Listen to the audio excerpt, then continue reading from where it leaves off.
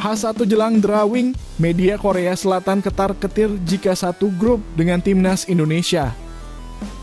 Mengenal gelandang serang timnas Indonesia U16, Fandi dari Masaran Sragen. Mohon subscribe channel ini dulu supaya tidak ketinggalan berita terbaru timnas Indonesia. H1 jelang drawing, media Korea Selatan ketar-ketir jika satu grup dengan timnas Indonesia. Satu hari jelang drawing alias pengundian babak grup putaran ketiga kualifikasi Piala Dunia 2026 zona Asia diramaikan dengan peluang bergabungnya Korea Selatan dengan timnas Indonesia. Media Korea Selatan Yonhap News TV memprediksi Taeguk Warriors akan terjebak di grup neraka di putaran ketiga kualifikasi Piala Dunia 2026 zona Asia ini.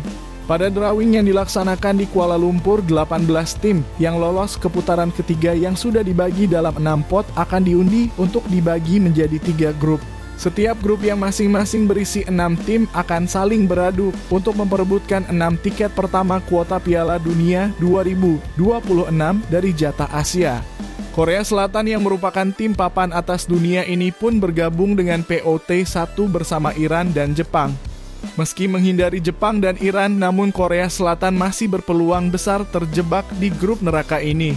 Jepang dan Iran memang bisa dihindari, namun jika mereka satu grup dengan musuh bebuyutan seperti Australia dan Qatar, mereka mungkin harus menghadapi perjalanan yang sulit. Indonesia sebagai negara kedua terendah dari segi ranking FIFA pun berada di POT 6. Ternyata hal ini pun menjadi sorotan bagi media Korea Selatan mengingat skuad Garuda dipimpin oleh Shin Tae-yong. Pelatih Shin Tae-yong yang sedang menulis sejarah baru juga menjadi lawan yang memberatkan. Korea Selatan pun akan terjebak dengan pilihan sulit. Jika berhasil menghindari timnas Indonesia, maka Korea Selatan akan menghadapi derby dengan bertemu Korea Utara. Maka satu-satunya pilihan jalan mudah bagi Korea Selatan adalah jika satu grup dengan Kuwait sebagai pemilik ranking FIFA paling rendah. Pada kualifikasi Piala Dunia 2022, Korea pernah satu grup dengan Korea Utara dan memainkan pertandingan tandang yang suram. Saat itu pertandingan berakhir dengan skor 0-0 dan digelar tanpa penonton serta tak disiarkan melalui layar kaca.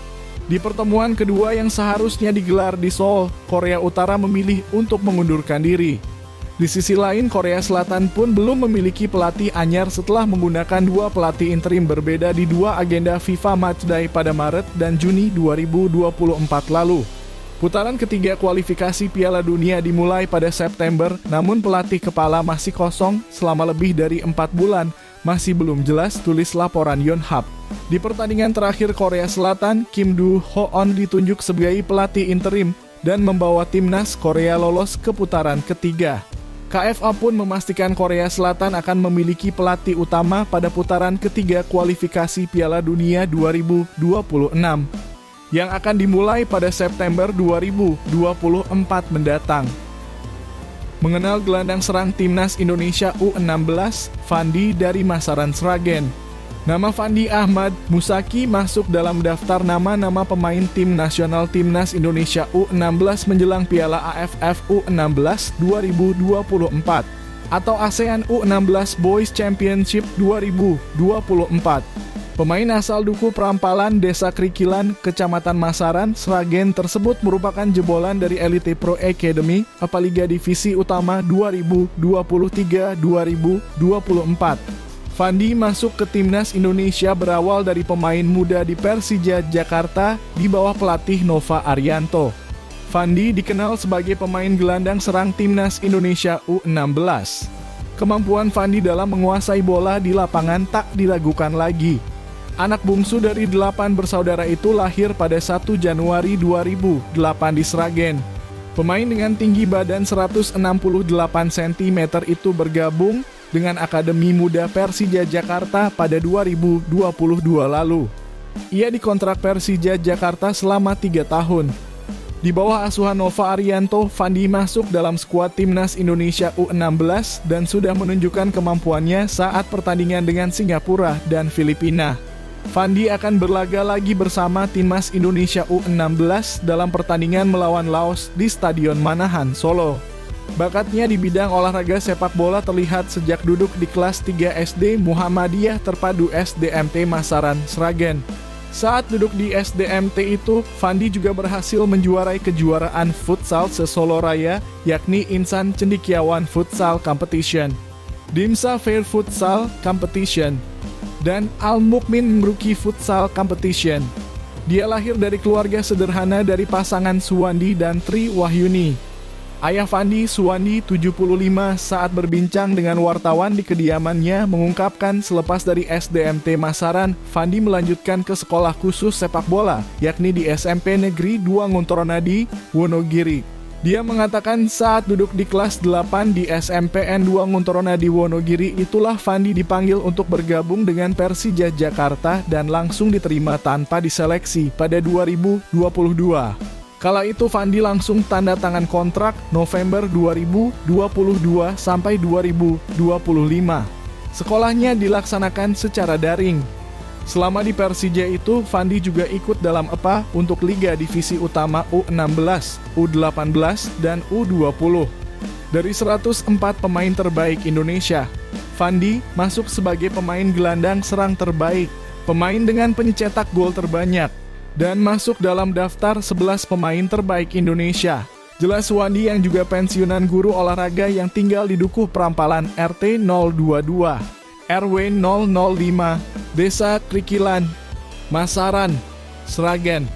Suwandi melanjutkan selesai dari EPA, Fandi bersama 2 orang temannya dikirim ke PSSI.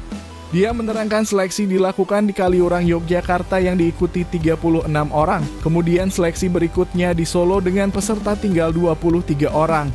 Suwandi menerangkan Fandi senang sepak bola sejak kecil. Saat masih kelas 3 SDMT Masaran, Fandi sudah bergabung di sekolah sepak bola SSB Macan Kemayoran dengan basis latihan di lapangan Plumbungan, Kecamatan Karangmalang, Sragen. Di Plumbungan itu kalau latihan setiap Senin, Rabu, dan Jumat. Saya yang mengantar dan menjemputnya. Saat kelas 4-5 juga pernah menjuarai Popda di Solo. Saat itu mau maju ke Jateng tetapi batal karena ada COVID-19, jelas Suwandi. Dia menerangkan keluarga mendukung penuh atas kesuksesan Fandi. Suwandi dan istrinya tak henti-hentinya berdoa untuk Fandi. Dia mengungkapkan Fandi memiliki cita-cita ingin bermain di Liga Eropa. Sebelum bergabung di Persija Jakarta, kata dia, Fandi sudah bertanding di sejumlah lokasi seperti ke Surabaya, Palembang, dan seterusnya.